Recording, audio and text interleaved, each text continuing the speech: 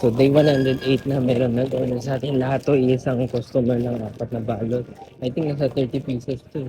Thank you so much. Napanood daw niya kasi yung ano ko, yung post ko. So sa mga ibang makakanood dyan, yung gusto nyo mag-order, mag-message naman kayo. Nandito tayo sa Shangri-La. Medyo malayo lang yung RDU dito. Kaya galing pa ako sa baba. Akit pa lang. Ito to. Ayun na. Ang ginawa niya, in-order niya lahat 1 each daw. So yung Perry 1, yung mga mochi buns, yung parang donut itsura, lahat sila napaka-thankful. Eh, kung alam niyo lang po, thank you po. Hindi lang ako tinutulungan niya, pati po yung mga tao namin dahil may family din sila or may mga anak din sila para natutulungan din natin sila. You're helping me create more jobs, diba?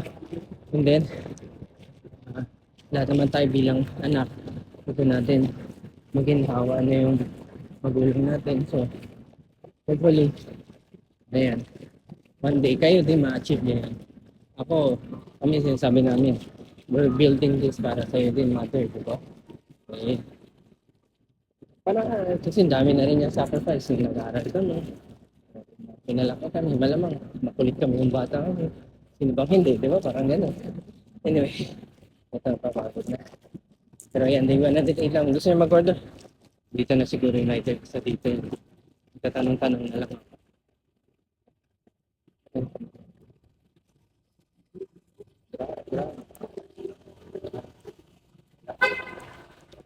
Sige, check ko muna kung nasaan na siya. Ano yan? Oh, Caloocan. Landmark yata yung school yata, nakasulat din dun eh. Oh. Ito, lahat kasi ito. Oh, isa-isa na. Sige, kunin mo isa-isa. Thank you, thank you.